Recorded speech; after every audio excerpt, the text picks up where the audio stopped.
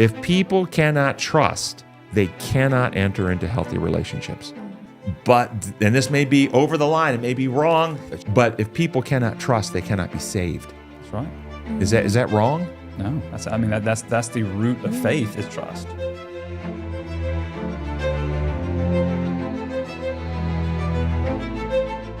Welcome to Design for More, sponsored by Come and Reason Ministries and Honey Lake Clinic. I'm Dr. Tim Jennings, joined today by Daniel Rome, one of our therapists, and Chaplain James Johnson, our Chief of Chaplains here at the clinic. And we have a topic today that we have a question on that's going to lead us into that topic, and it's about human attachments. Let's read the question. In many circles of mental health and healing, the concept of attachment theory is highly praised and respected form of defining problems and attempts to heal. I'm not sure why, but something about it just doesn't quite set well with me. Am I off, or is there a biblical reason to approach this with caution? Maybe I haven't studied it out enough, but it seems to place a high value on feelings one has and uses feelings as the basis of the healing. I am a rather simple man in this field and maybe just gun-shy of something which at least one of the leading founders was an ardent student of the concepts of Dr. Freud. So that is our question. It's really focusing on the question of attachment and attachment theory, and whether it's something that is reasonable and healthy to use. Whether is there a place for it?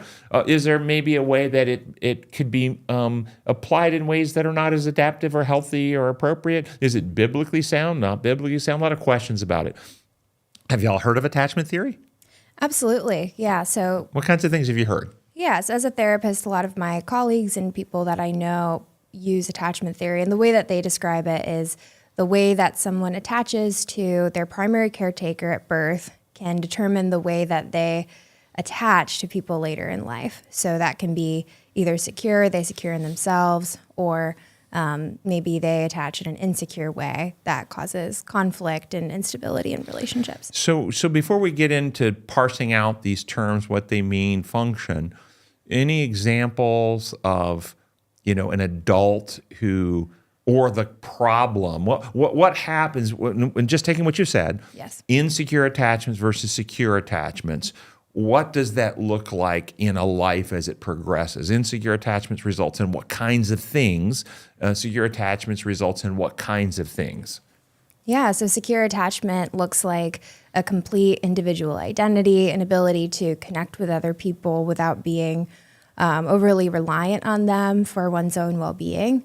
Whereas an insecure attachment can go really a few different directions, either being completely avoidant and fearful of relationships, or overly dependent and intertwined. And that's getting into some codependent dynamics as well. So is there a third, though? I think there's a third. There's a third that has a few different names. It's basically oscillating between the other two. That's the one that I think is, so the avoidant person actually doesn't seem to manifest in psychiatric circles very much. Not that they're not, but they tend not to. They tend to isolate. Yeah. And then the codependent one we see in a lot of relationships, codependency elements. Maybe we can process what that looks like.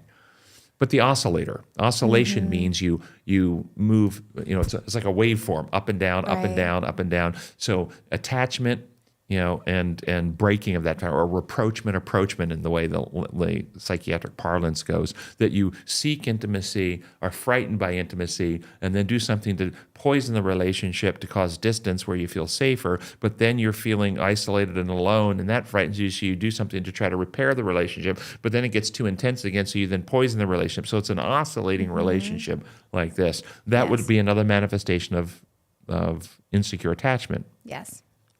Okay.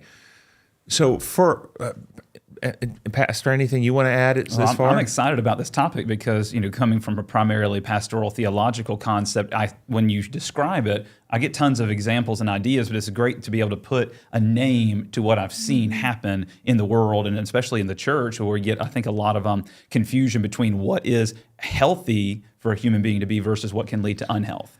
So let's unpack a lot of this, but for me, I'd like to give an object lesson, I think, that could help our lay audience understand healthy attachment, what it looks like, and why attachments are part of God's design, but how they can be misused and can cause injury and harm. And the term attachment is, in the original theorists who developed attachment theory, Bowlby and others, the attachment was for the person in the, you might call it the dependent place, the child, the infant, the one who needs something from the adult. They're in an attached relationship where the adult has a bonded relationship. They're not described by the original theorists having attachment. So a mother is not described as having attachment to the infant. Mother is described as having a bond with the infant, where the infant is described as being attached. And so the attachment is a need-based experience, where the bond is not a need-based experience. That's a huge difference, because the need-based experience, it reduces autonomy, makes one vulnerable. So the object lesson metaphor is the umbilical cord. A woman who's pregnant, the infant developing in her womb is attached via the umbilical cord. The mother is, some might say, is attached, but truly not. She is not drawing her sustenance from the infant. She is drawing her oxygen from the infant. She is not in that position where that attachment provides nutrients and life. The infant is in the attached position where without that umbilical cord, it can't survive. And so that's what attachment in the original theorists meant after birth, that the infant attaches to some adult caregiver, typically mother, but it could be any caregiver. The infant will attach. Right. And they will seek to attach because they need not just food, not just bathing and clothing and warmth and shelter. They need love, affection, attention, instruction, education. They need someone to pour into them the sustenance of a developing heart and mind. Does that make sense? Absolutely. The adult is not considered attached. They're considered bonded.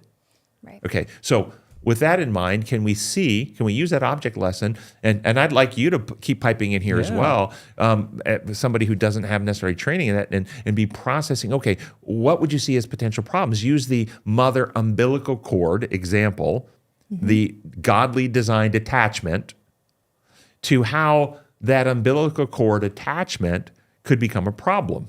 How could it become a problem for the infant? Being attached to the mother, how could that attachment actually be a problem for the infant when it's actually necessary for their life? Could it become a problem for the infant? If the source of the nutrients or the mother is ill or not able to provide. So how about, so very literal, let's stick with the umbilical cord and we'll move it to the psychological, emotional piece. Yeah. Mother does a lot of drugs while pregnant.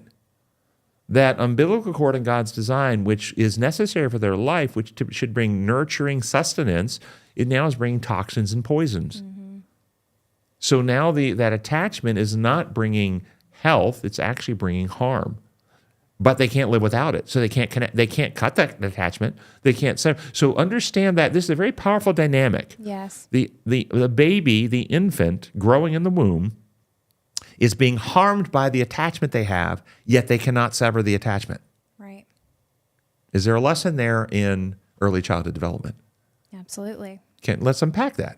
Don't just say, let's unpack it. Describe for that. Well, describe what are the toxins of an early childhood relationship and how a child will actually seek to hold on to the attachment rather than try to break it. Yeah, well, I'll approach it from the direction of, I've had a lot of people come to me with feelings of guilt about their attachment to a harmful parent. But what's important that I think we're touching on is that it's part of God's design is for us to get our nurturance from the parent. So a child can't help but attach. And so, in fact, let's describe, Frederick the Great, Frederick, Emperor of Germany, Austria, many years ago, had this belief that the original language that Adam and Eve spoke in Eden was German. That's what he believed. And he had a theory, he could prove it, that it's the natural language of all humans to speak German. And so he ordered that foundlings that were, foundlings, infants that were abandoned and then foundlings, and raised in the orphanage, he ordered that a certain number of them were not to have any human contact, that they would be raised by caregivers, cared for, that would use wooden instruments to change them, and they wouldn't be held, they wouldn't be cuddled, they wouldn't be talked to, they'd be fed through bottles, and their diapers would be changed through wooden hand instruments in between, and so forth. And his theory was that if no human influence happened, they would still grow up and speak German. And you know the outcome of the study? Did they die? All the infants died. Oh. They all died. So sad. Because they were being given food, they were being changed, they were kept in a warm environment. What they were not given was human contact. The point I'm making is that human life requires emotional attachment.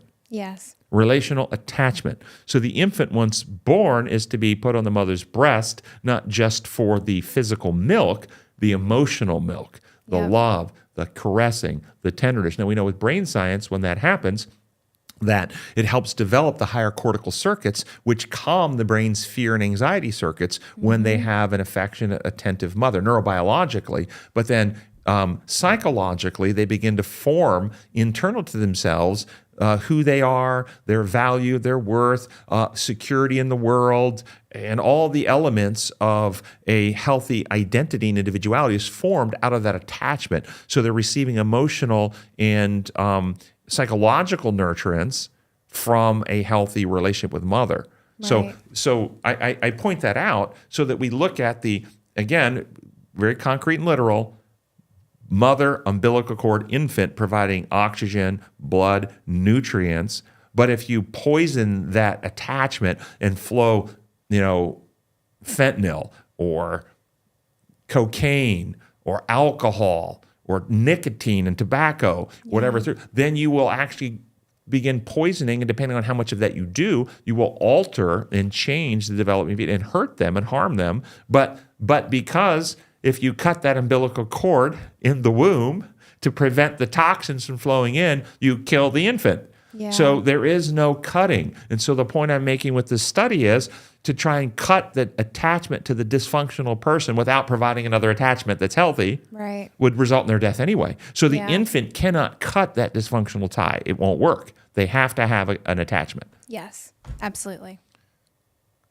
And, I guess this is where we get to the point, at what point is it healthy to start making these? I mean, how do you, as you start, how does a person recognize these things? So we want to, have a conversation then. I've given the big landscape. We recognize on a physical level toxins and poisons, and the infant can't cut the tie. Yeah. Okay, and now what are the types of toxins that come through the unhealthy emotional attachments?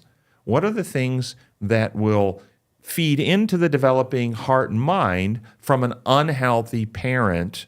Yeah. Can we describe some of those? Yeah, well, it's the parent's responsibility to teach the kid who they are. And so one of the biggest things that I see is lies about who the kid is. So you are bad. You are, specifically speaking identity into the child that's contradictory to how God created them. And then these lies get really internalized, and then the child will carry them with them throughout their life. So I think that's a really good point. And I think let's keep that on our list. The way my mind kind of works, though, I'm trying to progress developmentally. Yes. And what you said is absolutely true. And it's a huge piece.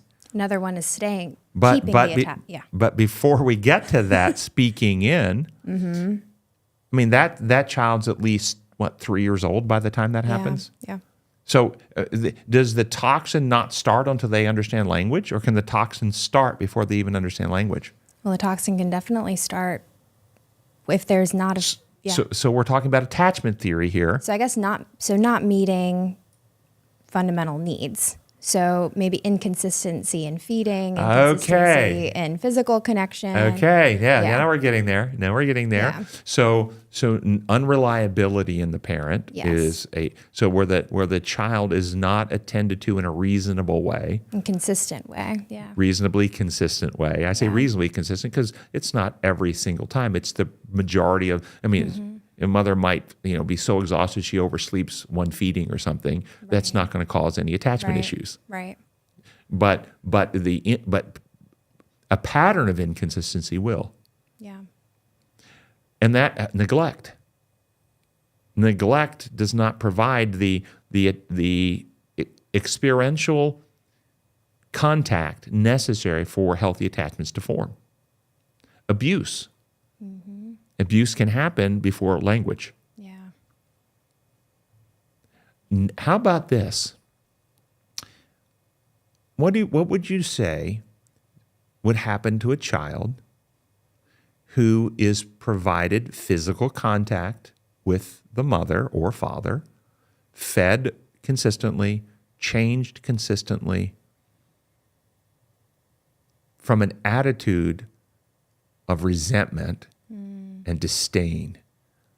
They are going to do this because they are good moral people, and they will not abandon their duties because they don't want sin crimes on their record in heaven. But they do not want this child. Wow. And so if you look at the actual care, always fed, always changed, always washed, and always hated. Would that have any impact on the child's attachments? Theoretically. Yeah, absolutely. What would happen? What do we understand? And then if so, what might those look like? And then what do we understand attachments to be? So the attachment is that connection. Let me rephrase the question. What would the disdain and hatred of the parent, would that be a toxin that somehow gets into the child's developing self because of the attachment, through the attachment? Yeah, absolutely. Well, what would that do? What was the potential outcome of that? And am I just being, making up hypotheticals, or is this happens? Oh, this happens all the time. And, one of the things that, working in the school system, I observed a lot of parents that were having children for a variety of reasons, but it was the idea that it was something that either that they really didn't want the burden, but they had to keep the child because that was the quote unquote right thing to do in their mind. And, these children were, going to have this imprint on them of, I'm worthless, I'm not wanted, I'm not desirable. Okay, so what gets in, is it that a child born into this world has no worth and value? Is that truth? No.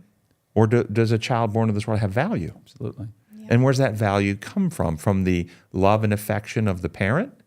Is that where the value actually comes from? No. The worth comes from? Where's it come from?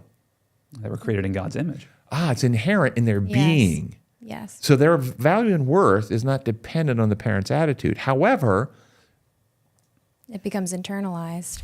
Yeah. can an infant Yeah. internalize value and worth on their own because they objectively have it as a being? Or does their ability to experience themselves as value and worth directly come from those early attachments and experiences? Absolutely. It directly comes from those attachments. Yeah. Yeah, so this when we talk about attachment theory is those bonds that allow the life experiences to flow into the child and the child's forming sense of self. Yeah. If they're dysfunctional relationships, then dysfunction, just like if the umbilical cord is with a dysfunctional drug addict mother, brings lots of poison into the child. Many people come into adulthood from relationships that they could not sever at that age. Now, once the child is born into the world from a mother who's a drug addict and they're actually out of the womb now, can we cut the literal umbilical cord? Yes, we can. And so there comes a place when we can cut those attachments, but not until there's a certain level of development and autonomy. Yep. And in fact, one of the dysfunctions that happens in our society, you mentioned it earlier, is people develop dependent relationships. And dependent relationships is they never cut umbilical cords. Yeah. They never cut emotional umbilical cords. They're constantly seeking others to flow nurturance into their heart and mind to sustain their sense of well-being. Absolutely. So any other examples you healthy. can give of Yeah. toxins of a non-physical nature entering in through these early attachments? I gave the one of disdain and hate. We talked about neglect and abuse. Other types of what have you seen in your patients that have attachment issues? What have you seen? I mean, I mentioned specific verbal lies about Okay. identity. So a parent directly teaching their child who they are. This is who you are. You are a burden. You are a problem. Parents actually do say those Yes, they do. things to their children. Your Yeah. disappointment. I wish I'd have never Yeah. had you. Yeah. Yeah. I've had patients that the parents told them that. Yeah. Another thing that I'm thinking of is, the healthy design is for the mother to be feeding nurturance into the child. That's the direction, the outpouring of love. But what can happen is that can be perverse in the way that it becomes flipped, where the parent begins relying or trying to rely or pull from the child nurturance onto themselves. No, that's huge. Yeah. A parent who seeks to get their needs met from the child, and the child Yes. becomes a caregiver of some way, sometimes Yes. physical, alcoholic parents whose kids end up cleaning them up and cleaning the house and preparing the meals because they're so strung out on drugs or alcohol that they can't do their. This is not an uncommon thing. Yeah. But also the parents who turn to the children to get their own worth and value because they're insecure in their own right, maybe in a Yeah. dysfunctional relationship, being mistreated by their spouse, and thus they turn to the child to be comforted and valued. Yes. Yeah, absolutely. And in those cases, it may appear like the child is getting their needs met. We talked about physical needs being met, but there's also the emotional.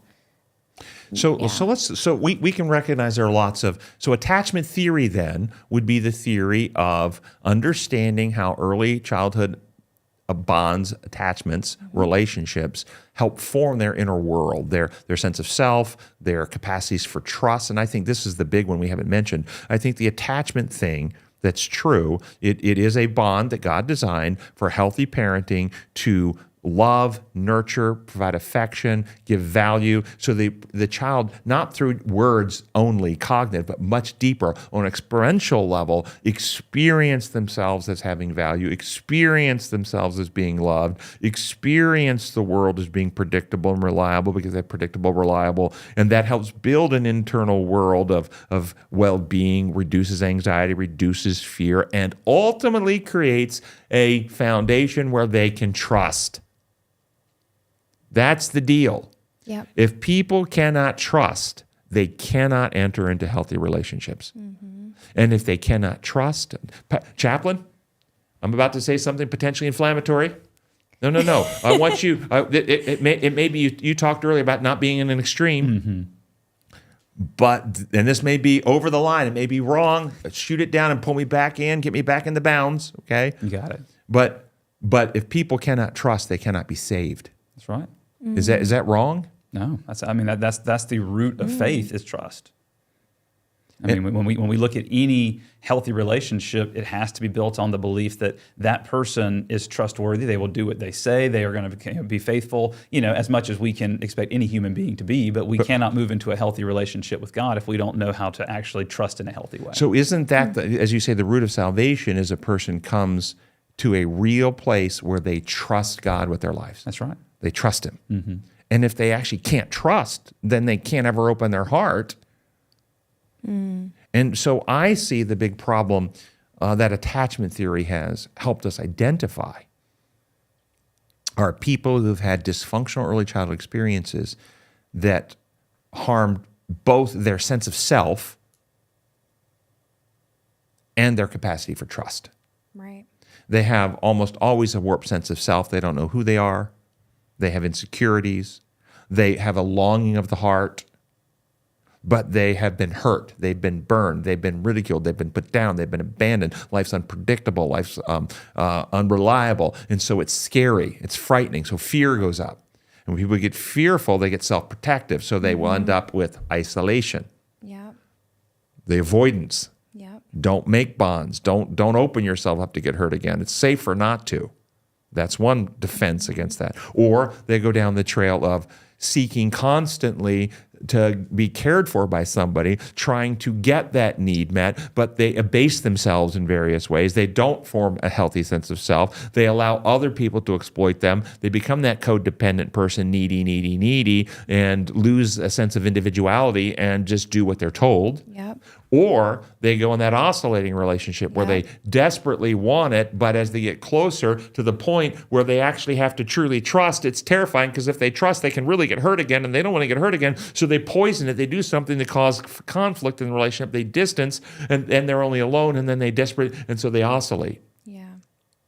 Do we see these, and so the issue here, so how do we help people like this? So first, understanding the pathology, diagnosis, understanding there's woundedness in heart and mind. There's some of it is belief-based, as you're saying. They actually believe things that are false. Absolutely. But I think this is a spiritual wound. Yeah.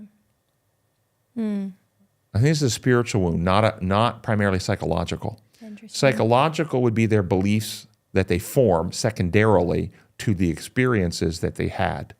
But I think this is a spiritual wound. And what I mean by spirit, their animating energy, which was supposed to have experientially woven into them from that love bond, was you are loved. Yeah. And there are people who love you enough that would sacrifice for you. And while there are threats in the world, there's also trustworthy people in the world. That's a spiritual experience. And they were to experience that early on with the consistent parenting. But instead, they didn't get it, so it inflamed the spirit of fear. What does it say in 2 Timothy 1:7? God did not give us a spirit of fear, but of power and of love and a sound mind. The spirit of fear is our natural attitudinal animation. We are born fearful and insecure.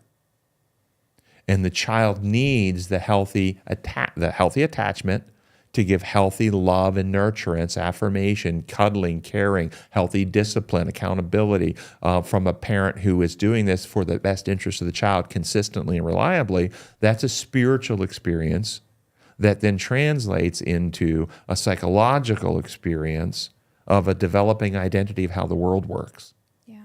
What do you think, Chaplain? I see that played out for good and bad, when we recognize relationships, that if a person grows up in a healthy, nurturing, supportive home, their connection to meaning and purpose, their understanding of the world being, balanced, right? Yet there, like you said very well, there are unsafe places, but there are safe ones too, and these are trustworthy people that I can rely on, and that gives me eventually the goal of autonomy. Yeah, I agree, but the question is, it's a spiritual wound. Right. Yeah. That leads to psychological wound. Yep. That then leads to broken relationships. Yep. How then, if the wound originates as a spiritual wound, then what would the solution look like? Oh, sure. I misunderstood the question. We've got to experience God's perfect love. Yeah, but how do we help people who already have formed a belief that they're unworthy, that they have no value, that they're no good, that people who present themselves as interested in them ultimately end up hurting and abandoning them, that they fear rejection, they have the fears and insecurities of their spirit so strong that if people got to know me, they wouldn't like me. So how do we help people like that? Well, we have to take them from the funhouse mirror that's distorted to the true mirror that shows them an accurate reflection of reality and who God is and who they are. Okay, and how do we do that? And either one of you, how do we do that? We do that because it's the same solution, whether they're getting it in the chaplain's office or they're getting it in the therapist's office, the solution will be the same. Well, I take them to the Word of God and say this is truth, and we can trust what God says because it's not only supernatural revelation, but it is proven in the natural world as well to be trustworthy. And so, whose value and whose beliefs are the more trustworthy understanding? So, as we have this conversation, let's be clear, because we may have listening audiences struggling with this. That while the solution is going to be the same, it's going to have to be the experience of the reliable trustworthiness of God Himself. Getting a person to that point where they can experience it will actually approach from different ways. Some people might approach that initially cognitively. They kind of thinking through the evidence and through maybe the laws of health, the laws of nature, the design laws, and they begin to see how predictable and reliable God's laws that He built into nature are, and they don't judge and they don't change and they can't be amended. And as they see those predictable laws at work, that helps them have greater confidence in the world and their own, how God made things, and that builds a sense of confidence, trust. Okay, some people may come that way. Some people may actually experience a good Christian friend or counselor who they disrobe and I don't mean literally, I mean they disrobe, they disrobe their psychological defenses that they hide behind the masks that they wear in public, if you follow what I'm saying. And they open themselves up to actually be seen and known and bare their soul to their therapist or a potentially mature chaplain. Right. And they're not rejected. Yeah.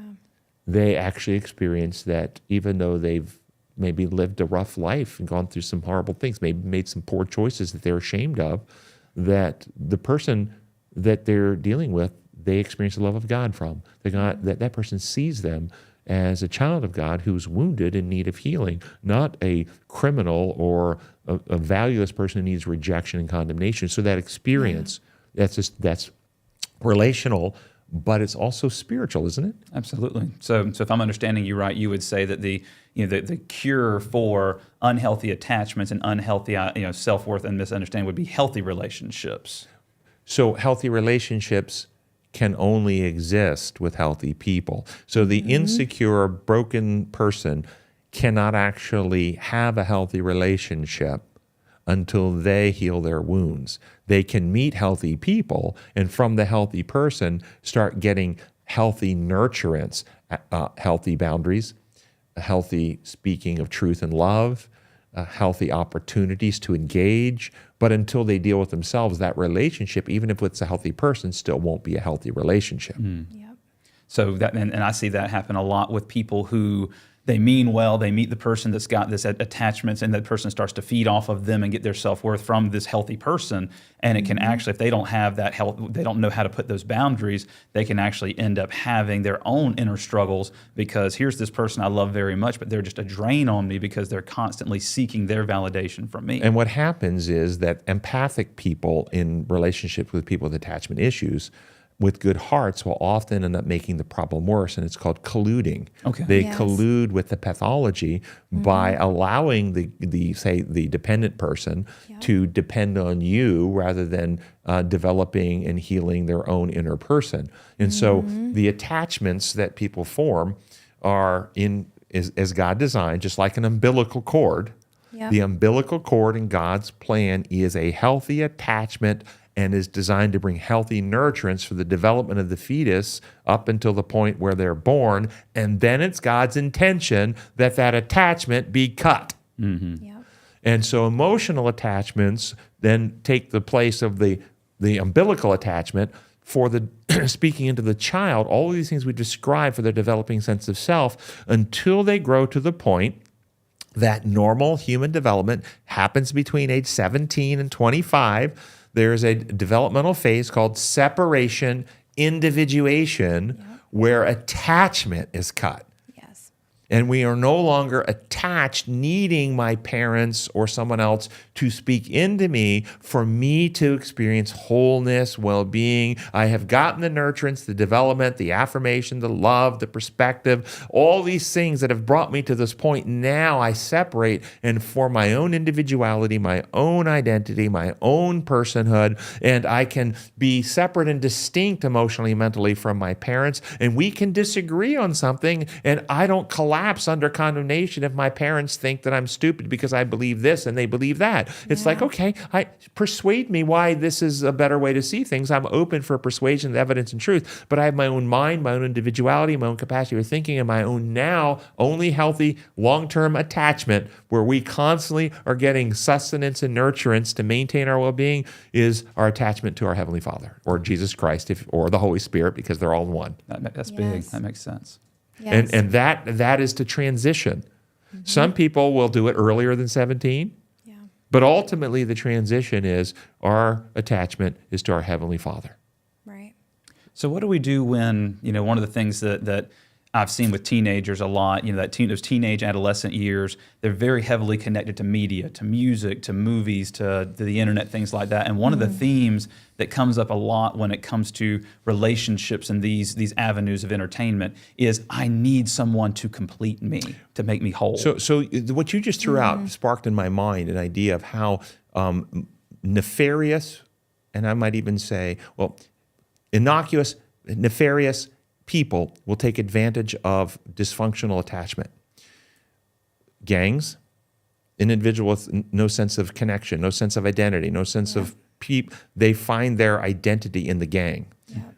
Cult leaders, terrorist organizations with young men looking for identity, looking for attachment. Well, through that attachment will be validated. You're special. You've got a mission and so forth. And because they don't know who they are vulnerable to this. And then corporations, particularly certain entertainment elements of our society, a lot of people without healthy sense of self will find identity in their sports team, in their entertainment icon, their fantasy programming, whether it's, Star Wars or something else, the Star Trek, but they actually, they attach some sense of self to these external things that give their life some sense of validation and meaning. Some of it might be innocent and fairly innocuous. Some of it's not, depending. And healthy people might just enjoy a sports team. Other people, they actually live, breathe, and they don't know who they are without that team. Yeah. We see that in the military a lot.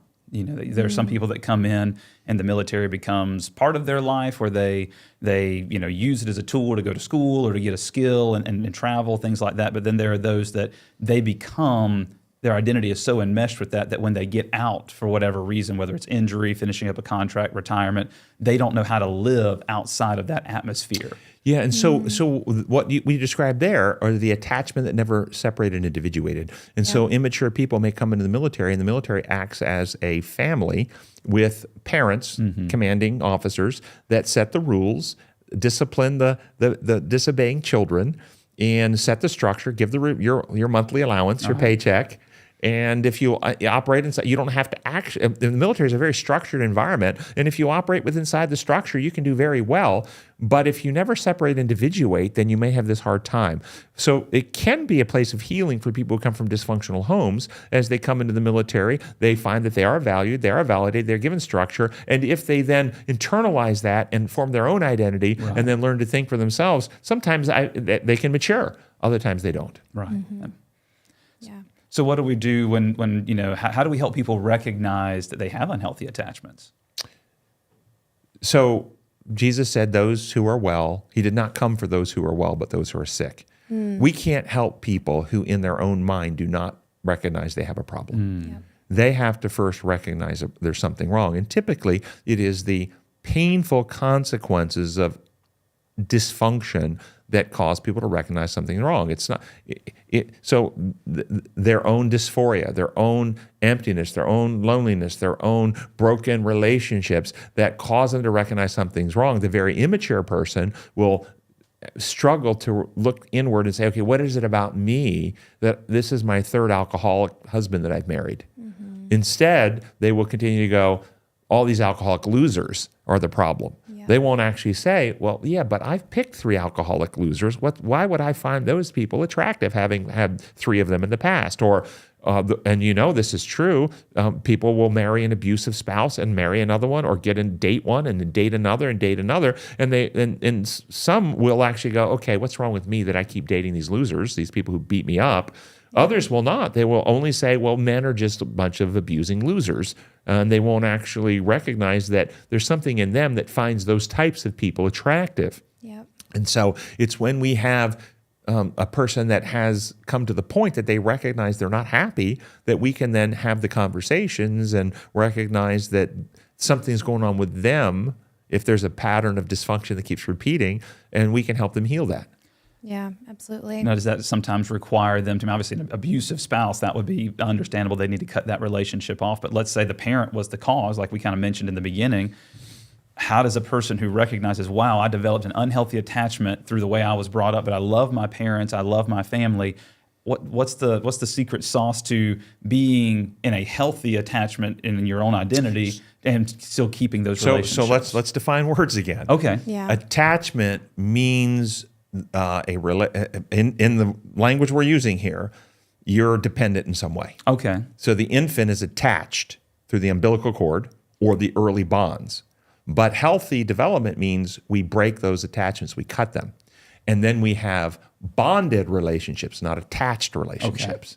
That's okay. Then I appreciate the clarification. Yes. So if they're in an attached one, you want to ask, is this attachment still healthy and necessary? Like the infant in the womb can't cut the umbilical cord. It's necessary, even if the mother's toxic.